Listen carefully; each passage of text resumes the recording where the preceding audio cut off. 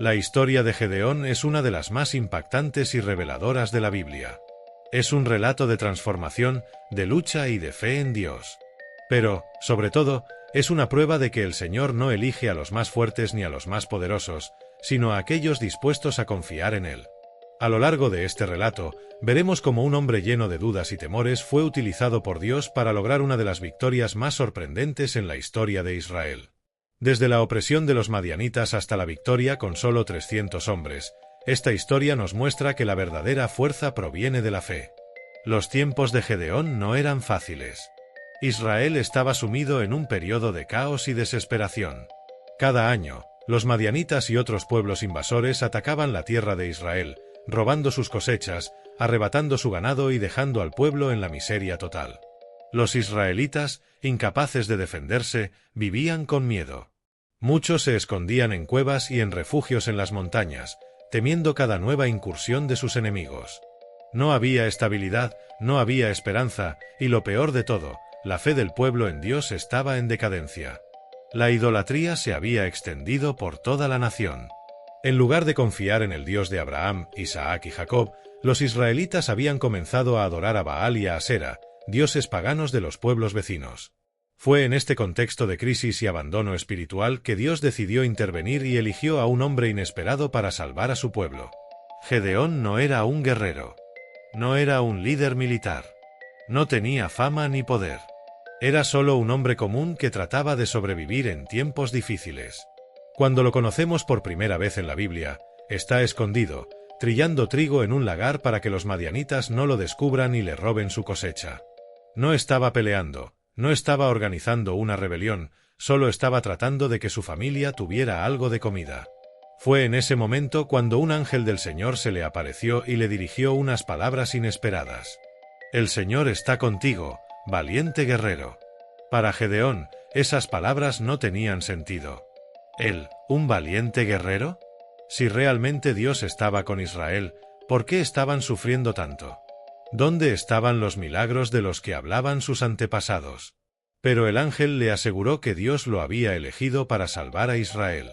Gedeón, incrédulo y lleno de dudas, respondió: «¿Cómo podré salvar a Israel? Mi familia es la más pequeña de Manasés, y yo soy el menor de la casa de mi padre». Dios, sin embargo, le dio una promesa firme: «Yo estaré contigo, y derrotarás a los madianitas como si fueran un solo hombre». A pesar de las palabras del ángel, Gedeón no podía creerlo completamente. Así que pidió una señal. Preparó una ofrenda de carne y pan sin levadura y la colocó sobre una roca. En ese momento, el ángel extendió su bastón y fuego salió de la roca, consumiendo la ofrenda en un instante. Gedeón quedó impactado. Sabía que había estado en presencia de un enviado de Dios. Pero aún tenía miedo. Dios le ordenó destruir el altar de Baal que su padre había construido y en su lugar levantar un altar para el Señor. Gedeón, temiendo la reacción del pueblo, lo hizo de noche. Cuando la gente descubrió lo que había hecho, quisieron matarlo. Pero su padre, Joás, desafió a la multitud: «Si Baal es un dios, que se defienda a sí mismo». El pueblo no pudo responder y Gedeón quedó a salvo.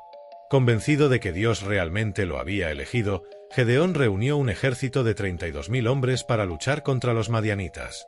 Pero Dios tenía otros planes. «Este ejército es demasiado grande. Si ganan, pensarán que fue por su propia fuerza y no por mi poder». Así que Dios ordenó que todos los que tuvieran miedo se fueran a casa.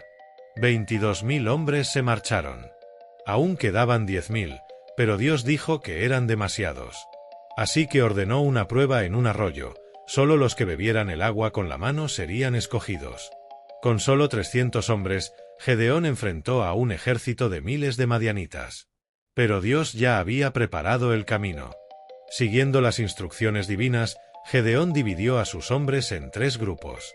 Cada uno llevaba una trompeta, una antorcha escondida en una vasija de barro y una espada. A la señal, rompieron las vasijas, levantaron las antorchas, tocaron las trompetas y gritaron: «Por el Señor y por Gedeón». El estruendo y la luz repentina causaron pánico en el campamento enemigo. Confundidos, los madianitas comenzaron a atacarse entre sí y huyeron en el caos. Israel había ganado la batalla sin siquiera pelear. Después de la victoria, el pueblo quiso hacer a Gedeón su rey. Pero él se negó, diciendo: «El Señor gobernará sobre vosotros». Sin embargo, cometió un grave error. Recogió oro del botín de guerra y creó un efod, una vestidura sacerdotal que el pueblo comenzó a adorar como un ídolo. Sin quererlo, Gedeón llevó a su pueblo de nuevo a la idolatría. Gedeón vivió muchos años en paz, pero tras su muerte, Israel volvió a apartarse de Dios. Uno de sus hijos, Abimelec, se proclamó rey y gobernó con crueldad. Para asegurar su trono, asesinó a sus 70 hermanos y sumió a Israel en otro periodo de violencia y opresión. El legado de Gedeón, aunque lleno de fe y valentía, terminó con una advertencia: cuando el pueblo se aparta de Dios, siempre cae en el caos. Después de su increíble victoria, Gedeón se convirtió en una figura respetada en todo Israel. Aunque nunca aceptó ser rey, su liderazgo fue evidente. Durante los años en los que estuvo al frente, el pueblo disfrutó de una paz inusual. Sin embargo, la estabilidad de Israel dependía de su relación con Dios. Y aunque Gedeón había mostrado gran fe y obediencia en la batalla, después de la victoria comenzó a cometer errores. Uno de esos errores fue su relación con muchas mujeres.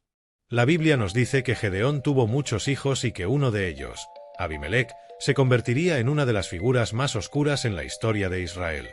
Abimelec era un hombre ambicioso, sediento de poder y sin escrúpulos.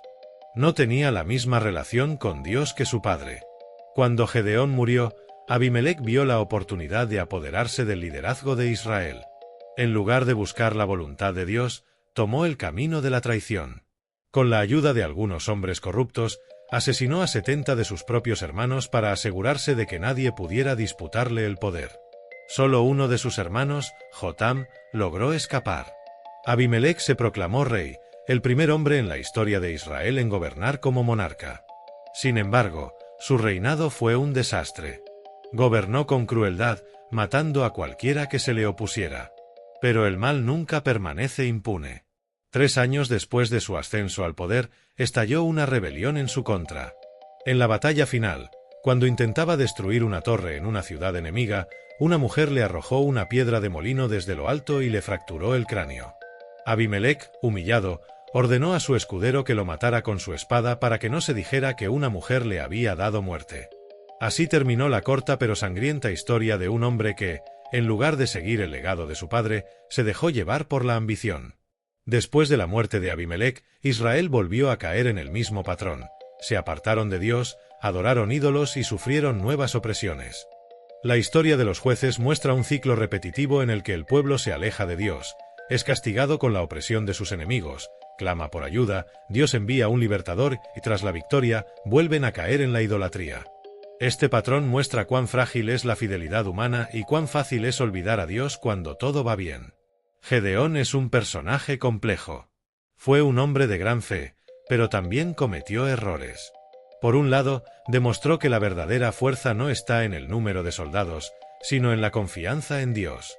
Lideró una victoria imposible con solo 300 hombres, probando que cuando Dios está en control, lo imposible se vuelve posible. Por otro lado, nos muestra que incluso los más fieles pueden cometer errores.